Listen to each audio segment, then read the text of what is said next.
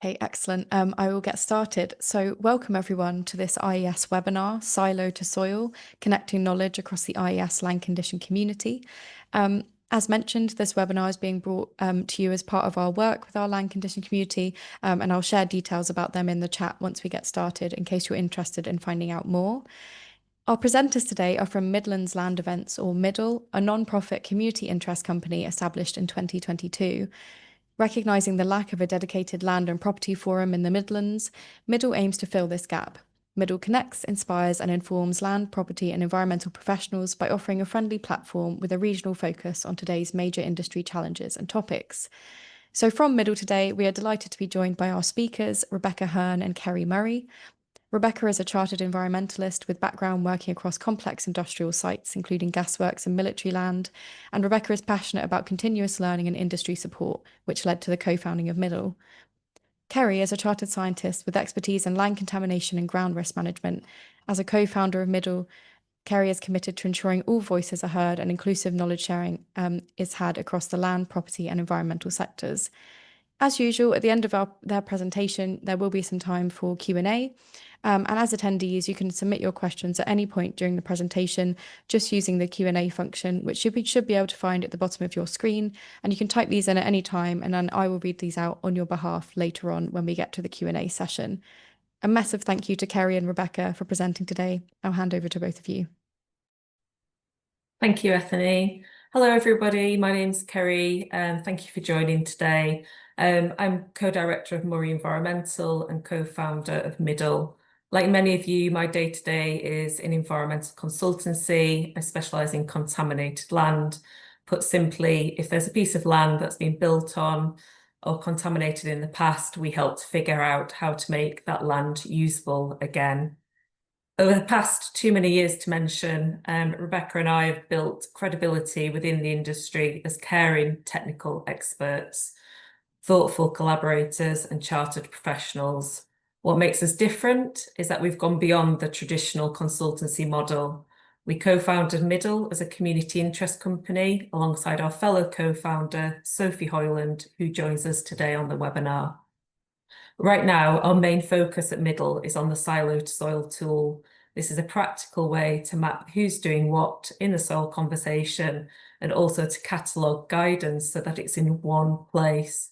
So no matter what your background, location, experience, you can quickly find the information that you need. Our bigger vision is simple in words and definitely more complex in practice, and that is to make soil knowledge accessible, break down silos across our industry and help our community work together on shared challenges. I'm going to pass to Rebecca for an introduction. Thanks, Kerry. I'm Rebecca Hearn. As Kerry said, I'm co-director at Murray Environmental and co-founder of MidLE. Like many of you, I often feel overwhelmed by all the guidance around soils and how to connect with the right people on tackling soils issues. Sometimes it feels like there's answers and questions everywhere, and getting to that answer is sometimes slow and leads to duplication. So this is exactly why we set up MidLE. We're a community interest company, as Ethany mentioned, which means we're able to be neutral, and we're a non-profit organisation where all voices are welcome. We originally developed MidLE to bridge the gap in the contaminated land forum, as there wasn't one in the Midlands. But our community has since grown to include land, property and environmental professionals across a number of sectors. We're proud to have representatives on the Society for the Environment, Soils and Stones team, and have developed the SILOtoSOIL tool in partnership with the Society for the Environment through the SILOtoSOIL subgroup. The tool is now hosted on the Society for the Environment website, which ensures that it's accessible for everyone. Today, we'd like to show you how the tool works through some worked examples and stories that reflect the challenges that we face across the community. And our bigger vision for this tool is to keep it evolving, shaped by your inputs. So together we can create a living resource that helps us make better, more informed decisions about soil, because at the end of the day, we all walk on the same soil. and we all have a shared responsibility on how it's managed. So to get us started, this is more than just a tool. It's the beginning of a conversation about how we as a community can move forward away from working in silos.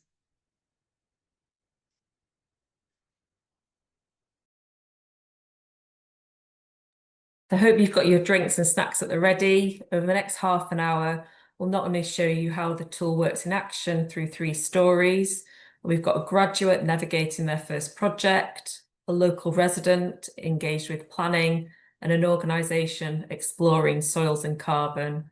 By the end of this session, you'll see how the tool can save you time, spark collaboration, and strengthen the IES land condition community. Importantly, you'll also get an insight into the next phase of its development and know how you can play a part in shaping its future.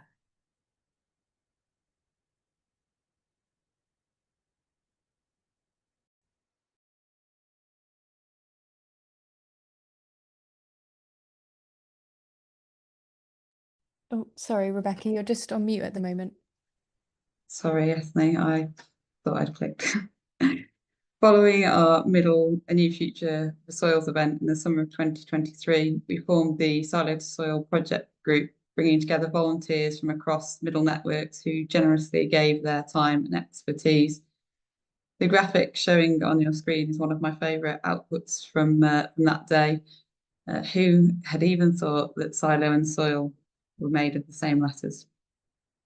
From the very beginning, collaboration has been at the heart of our project. We've been working closely with the Society for the Environment, who have been leading the national conversation on soils through the Soils and Stones review published in June 2024, which sets out some very clear calls for action. SILOtoSOIL is contributing to that wider movement, giving our community practical tools to connect, share knowledge and take action together, helping work towards the key aim of the Soils and Stones project of collaboration. Next, we're going to move on to the live demonstrations of the tool and give you a walk through the 2 parts and importantly, how they link together to make soil knowledge more accessible. I'm just going to give you a brief overview of the tools and what they look like. So, as I mentioned, the tool's made up of 2 parts. First part you can see on the screen now is the mapping. This is a clickable PDF which we'll talk through in demonstrations, but it highlights organisations operating in the soil discussion. The second part of the tool is a searchable database, which the format will be very familiar to many of you. It's at the moment, it's an Excel database, which you can fully filter and search so that you can really get into the detail of what you're looking for from the guidance. Again, this will be shown more clearly through the demonstrations, which I'll shortly pass over to Kerry on. As we've mentioned, we've got 3 stories today from 3 different perspectives across our community of land, property and environment. The first story is at the start of a career. An early careers land condition professional is part of the IES Early Careers Network, has been tasked with a phase 2 ground investigation report, and they've completed it, and it's had a first review from the project manager, that terrifying moment in your career. So comments come through, and there's a review comment where the early careers professional is tasked with finding some clear guidance that's around movement of soils and the implications from a waste perspective. Instead of hours of searching, they decide to use a SILOtoSOIL database and filter by organisation, in this instance, Clare. The outputs identify some relevant resources, and they return to the project manager with some informed options. The tool has become a confidence boost for the early careers professional. It makes the guidance more accessible, and it opened up technical discussion between the early careers professional and the project manager, enabling support of professional growth. Kerry will now demonstrate how this can be done through the tool. Thank you, Rebecca. So first of all, we go to the Society for Environment website, which hosts the tool, and we look down and there's a how to use guide, and then importantly, how you feedback as well. And then at the top of the web page, there's two buttons to download the mapping and the database. So we start at the top, and on the mapping, we've got 3 land use types, which then filters down to several disciplines. And then you've got the competent authorities operating within those disciplines, and then the other organisations which may produce guidance or have a relevant web page. There's a key at the bottom which gives different colours for the different geographical locations. So in the example of our early careers professional, they're working in the land condition. These are the competent authorities. And then specifically in this case, these are the organisations that may produce guidance. Claire is of interest following the project manager's comments. So our early careers professional clicks on the Claire button, and then that leads them through to the Claire wall, which has a raft of guidance and documentation available. The graduate really wants to sort of be a bit more specific, so then they download the SILOtoSOIL database, which is formed of 2 tabs. The first tab gives information on definitions and a how-to guide. It also gives information on the QC, and then again that feedback link at the bottom. Our graduates can then go in and filter, in this case, on the organisations. So they're going to filter on Claire, and then this brings up a whole raft of information in relation to soil. You can also filter down further on land condition, which brings up 5 possible guidances that may be relevant to the project manager's comments.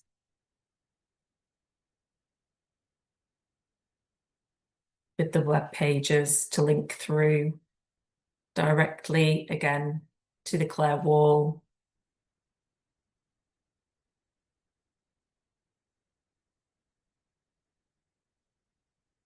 That's the first demonstration, Rebecca. On to the next. The second case study is a member of our community that we sometimes forget, a member of the public.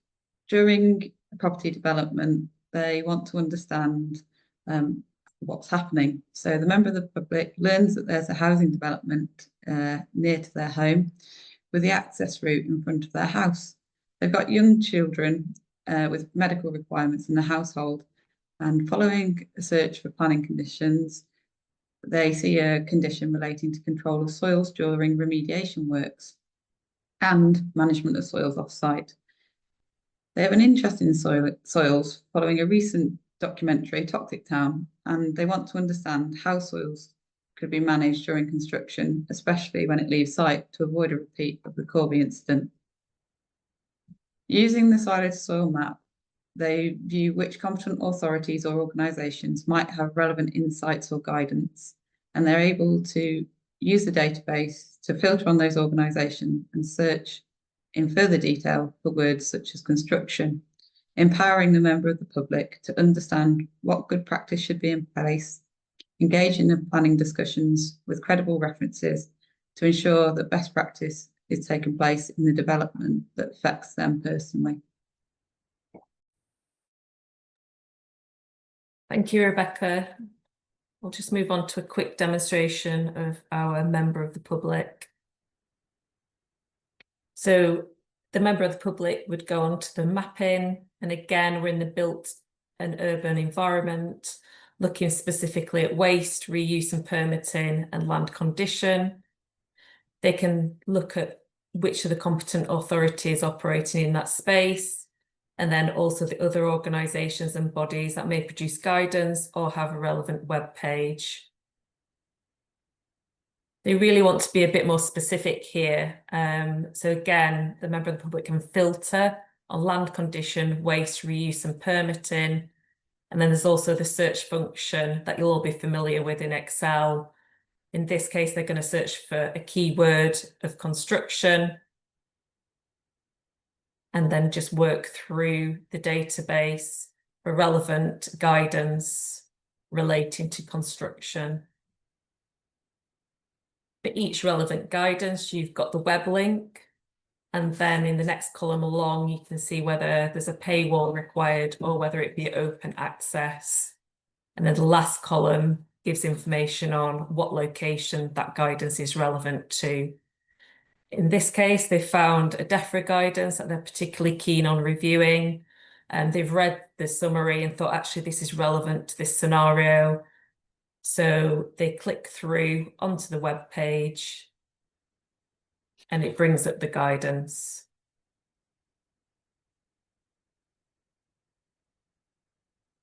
Back to you, Rebecca, for the third story. Thanks, Kerry. So the final story is a researcher who's interested in cross-discipline and cross-geographical boundary understanding. So this is intrinsically linked to our aim of increasing collaboration and developing cross-sector and cross-nation collaboration. So an organisation is exploring soils and carbon sequestration for a sustainability project. Using the database, they're able to filter by the carbon and sustainability discipline to discover guidance from the British Society of Soil Science, the Environment Agency and DEFRA, as well as a host of others. Additional information could also be gained from learning from different areas. So the ability to look across locations. So in this example, the organisation is based in England, but they're keen to understand what's happening in the Scottish approach and what sorts of data and how it's presented is available for organic soils in Scotland. Hopefully this provides an opportunity to avoid duplication of research, highlights the competent authorities working across discipline, and opens doors for collaboration and learning from others tackling climate-related soil challenges. Kerry's just going to give us a talk through how that's achieved. Thanks, Rebecca. So our researcher is interested in carbon. So they use the mapping to look at what are the competent authorities and who are the organisations and bodies in that space. They're also interested in the data side. So it's an English organisation and they're looking to learn about Scotland's soils. Scotland's soils are highlighted in blue just for ease of reference. The researcher goes into the database and searches under carbon and sustainability. And then a whole raft of guidance from various organisations and bodies is filtered here.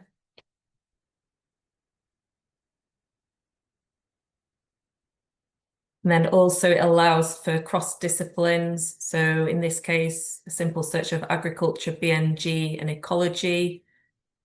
So we can see what disciplines are related to each other and how importantly they can learn from each other. Second part of this story is related to the data and research. So how can this English organisation learn from how Scotland have developed the data in relation to their soils? Go through to a relevant website.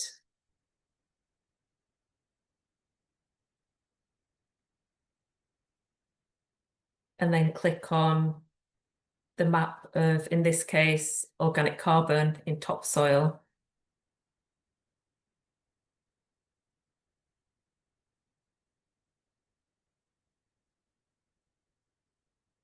Thanks, Rebecca.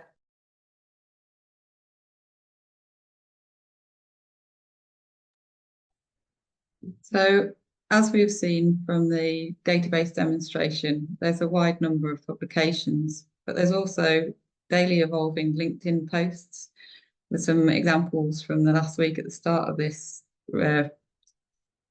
little video. You can see how quickly this soil conversation is evolving with just a handful of publications shown on this slide. Changes are happening all the time, and we need the next step to be to evolve the tool to keep up with this fast-paced evolution, which is a key challenge for the tool, which is built on volunteer time. We're aware that the tool, as it stands, provides us with a snapshot in time, and that this continued development is required, but we're excited about where this can take us in the future.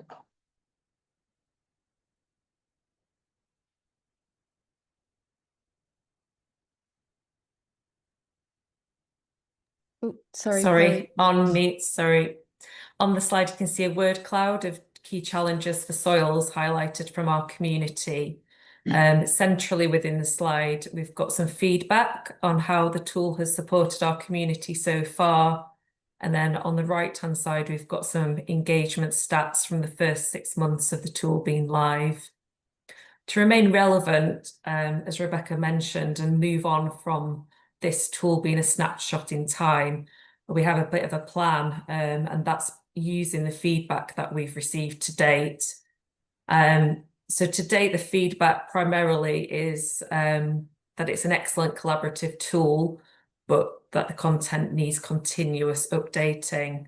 The challenge is that this relies on voluntary contributions of time and expertise. We also need to continue to ensure that the quality is there so that the users of the tool can really trust what they're accessing. Our plan, and exciting it is that there's an opportunity for the role of AI. With careful use, AI could help us keep resources up to date, spot duplication, and even highlight emerging trends across the soil community, all whilst ensuring that the information remains science-based, relevant, and validated. We extend the invite to you to engage with this next step.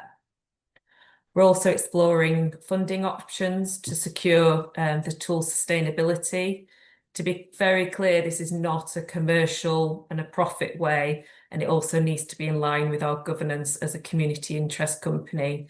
But to make sure it has the resources, it needs to evolve and remain freely accessible to everybody. Again, if you have ideas or perspectives on this, we'd really welcome them. That's why your involvement now is so important to help us refine the tool today to shape what it could become tomorrow. So the next step is simple: get involved, share your voice, and help us to grow the SILOtoSOIL tool into the resource that our community needs. As Kerry has mentioned, we're a community interest company, which means we're able to communicate in a neutral, non-commercial, non-profit way, with our goal to engage across the land condition community and beyond by fostering collaboration and open conversations. This is an aim that is shared by the IES and the land condition community within the IES.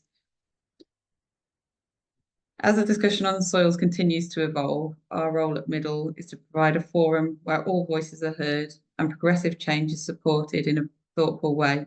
We want to make sure that updates and new knowledge are shared widely, not just for the SILOtoSOIL tool, but other topics as well, so that we're able to benefit the whole community. If you'd like to join the MidLE journey or the SILOtoSOIL journey, there are a few simple ways to get involved, and the QR codes will remain on this slide during the Q&A. Also, if you haven't got time to get them now, the presentation will be available on the IES YouTube channel, so you can come back to it later. So you can sign up to the mailing list and stay updated with developments and events. If you follow us on LinkedIn, you'll also be able to see we publish each month which webinars are freely available, sort of hand-pick selection. You'll be able to access the SILOtoSOIL tool through one of the QR codes, and you're able to really critically provide feedback on the tool, because your insights are vital to shaping the next phase of works particularly as we move into an area of AI, which is also emerging and evolving quickly. We'd also like to offer, if anybody or anybody's organisation would be keen to do so, we'd like to offer a 30-minute online discovery call. And if you would like to get involved with that, please just drop us an email through our MidLE Gmail. Before we close, I'd really like to thank Ethne, Sian, the IES and the IES family for hosting us today. It's really, the IES have been a really important part of the journey for the SILOtoSOIL, with one of our first events being a webinar hosted by them. And it's nice that we're now at this point moving forward to the next steps. And finally, I'd like to thank you all for joining us today, and we hope to have contributions from you in the future. So in closing, we know that silos do exist and specialisms have an extremely important piece to play in what we do. But by connecting through collaboration and communication, we can break down the siloed thinking and share the benefits with one another's expertise and specialisms. After all, as I said before, we all walk on the same soil. Amazing. Thank you so much, Rebecca and Kerry. That was a really interesting presentation about this tool. And thank you for your kind words about the IES. It's been brilliant to see this kind of project achieve so much in kind of such a short time scale. So thank you so much for coming back and presenting on it. As you alluded to, we're going to go straight into the Q&A now. So if you have any questions as an attendee, please do put them in the Q&A box. Just to kick us off, obviously you talk about how collaboration is at the heart of this project, and you've worked very closely with the Society for the Environment in terms of getting this project going. What other kind of organisations are you keen to collaborate with, or is there any particular specialisms or sectors that you'd like to see this kind of expand into as you build on the tool? Shall I start, Kerry? Yeah. So Kerry and I are obviously both from a similar background, technical background, as well as Sophie. And our natural network meant that we've got kind of a preponderance of people from that sort of area. So while we were developing the tool, reaching out through the Society of the Environment, who have expertise across a wide variety of specialisms, was really critical. And there are some areas within the tool where we've had less input, so less expertise coming in. For example, forestry, and quarrying, we got much later inputs on, and we'd like to sort of explore those because I think forestry have got a really good handle on a lot of the carbon sequestration topics. So I think just building more depth of engagement from people within each of the disciplines would be really great. And also the Sustainable Soils Alliance have got a big mandate to sort of share understanding and collaboration around soils. So I think they might become a partner in the future, and hopefully we can do what we're trying to do and not duplicate efforts. I think just to add to that as well, aside from the technical areas, we'd also be looking at partnerships and collaborations with AI companies, software companies, companies that are sort of already working in that space. And then I guess, like, secondly, in relation to the sort of sustainable funding, in terms of sort of like funding and grants and organisations, even research and university bodies would be key to that, in terms of bringing in the early career professionals and then their research facilities as well. So it's quite wide reaching. It's quite a long answer. I hope it's answered your question. No, that makes a lot of sense. And as you know, the IES are strong advocates for that kind of interdisciplinary approach, especially with something like soils, which is by its nature so interdisciplinary, impacts on anything from land condition to water quality to agriculture. So I can imagine it's a big topic. So that makes a lot of Yeah. sense. Um, One other aspect I wanted to pick out from your presentation was that one of the demonstrations you focused on was for a member of the public. So I wondered if you could talk a little bit more around how you're planning to kind of raise awareness of this tool among the public and try and engage with that audience, which is obviously kind of a little bit harder to engage with often. Yeah, shall I start, Rebecca? Yep. Chip in. We have thought about this, and it is an area that we do need to work on in the coming year. We felt that in order to engage with the members of the public, it needs to be relatable, first of all, and also sort of accessible. So we are currently making connections with local providers of sort of, they could be just landowners or people with an interest in soil, such as sort of the National Trust, that sort of thing. And then looking at providing information through events in the first instance, potentially with some take-home messages from those events as well. So again, a real collaborative approach, but one that could be open to sort of something that's relevant to the members of the public, and then bringing in these wider soil conversations so they just become a part of the conversation rather than something separate. Rebecca, have you got anything to add to that? I think just the only thing to add to that is that we're all, by our nature, science thinkers, and think the arts has quite a big role to play in communication to public. So exploring different ways of presenting scientific topics is something that we would like to bring into events as we go forward this year, which might put some people a bit outside their comfort zone, but it's something that I've seen done with great effect at the soil exhibition at Somerset House in London recently, and it was really interesting. A performance artist challenging scientists. It was really, really great. That sounds great. Thank you. And I think that makes a lot of sense. I think engaging with organisations who have a lot of experience in public engagement is a great way to move forward. You touched on this, of course, in your presentation, that kind of the next step is very much considering how you keep the information in this tool up to date and relevant. So one of our attendees has asked, how do you manage this updating as well as kind of gatekeeping of information?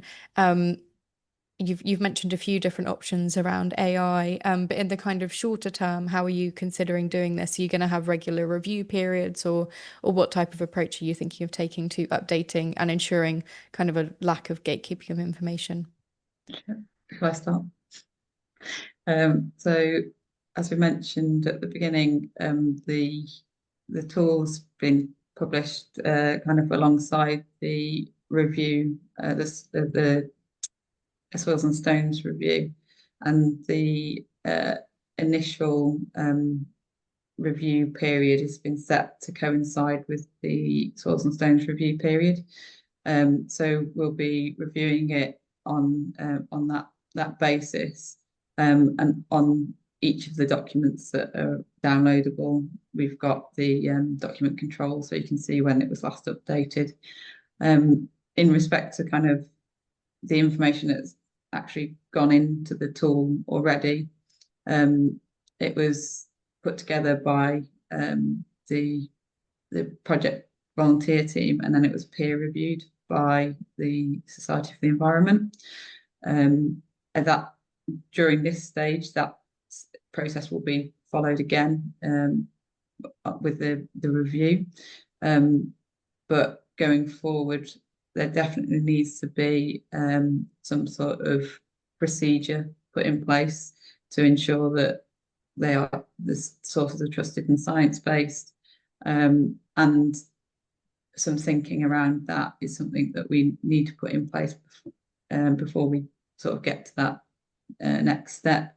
And it's something that we've discussed with the British Society of Soil Science at the launch event for the tool. So yeah, it's something that it's a really good question, and it's something that needs some careful consideration. And the person that asked the question, if you'd like to get involved, please get in touch. Just to add to that as well, that's just the bottom right-hand side QR code that's on the screen now. That's how you can provide feedback. So if you, in your day-to-day, come across a new publication or a web page that you feel would be relevant, that is the line of communication, which we're trying to keep to one line of communication on this, for you to provide your input.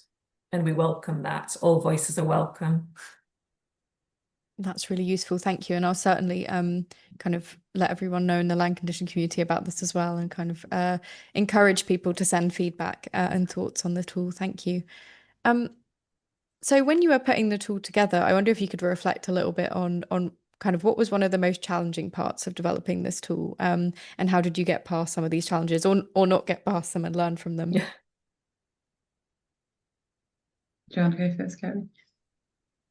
I think this is quite a difficult but very good question.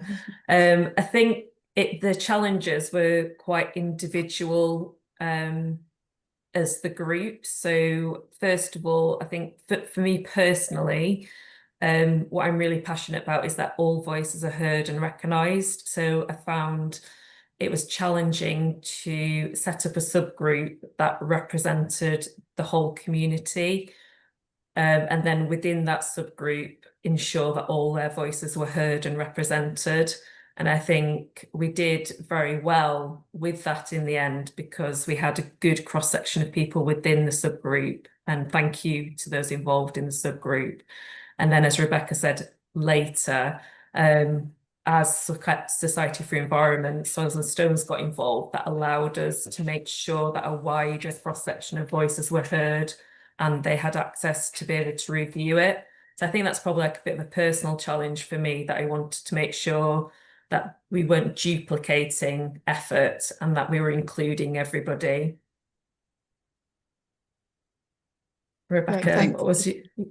Yeah, I think, as Kerry said, it's like the personal sort of side of it. Like for me, the challenge was accepting the limitations that it was going to have. So we wanted to publish something that was going to be useful, but it's like a constant moving goalpost, because it's as soon as you've written something, there's another piece of there's another publication, there's another organisation, there's another.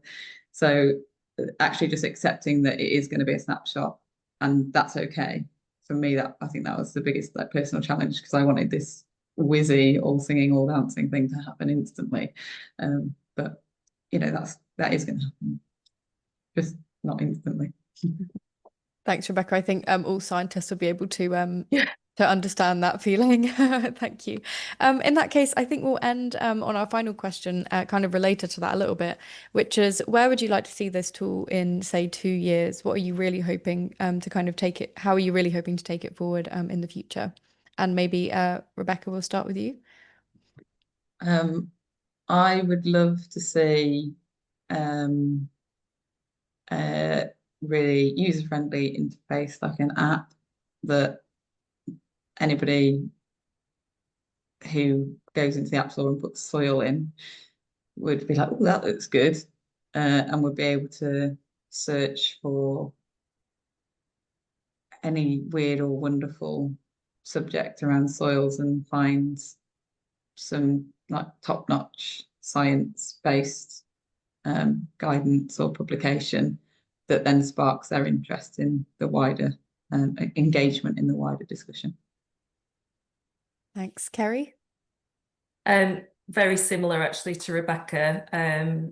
Definitely sort of app-based, AI integrated to make sure it was the most up to date and recognising new soil trends, emerging information. And then also just to sort of ensure that all specialisms were included, but on the basis of connection as well. So making sure that the connections between the disciplines were heard and understood, and then just helping to remove any duplication in effort. Yeah, and then to make sure that it's fully sustainably funded with the time and expertise to make sure that whatever we do in the future is science-based and validated. Amazing. Well, thank you so much, Rebecca and Kerry, for that presentation, and for giving us all this information about the SILOtoSOIL tool. I would really encourage all of our attendees to follow those QR codes, get involved, provide feedback, consider how you can help shape some of this tool. The IES will certainly be looking at how it can support it as well. So thank you so much for coming and engaging us with it. As was said, this webinar has been recorded and it will be made available on our YouTube channel and the IES website as well. And if you do happen to be watching the recording, please do subscribe to our channel, like the video and hit the bell to gain notifications of new content. The next IES webinar is on the 17th of September and is on blue carbon and habitat restoration projects with a focus on the ONRUS project case study. And you can register for this as well as all of our other IES events on the IES website. If you are an IES member, don't forget to record your attendance at this webinar using our CPD tool, which you can do in the IES members area. And if you're not a member, please do consider joining the IES to support your professional development and our work. Once again, thanks so much, Rebecca and Kerry. Great to have you here. And thanks to all our attendees for joining as well. Have a great rest of your day. Thank you.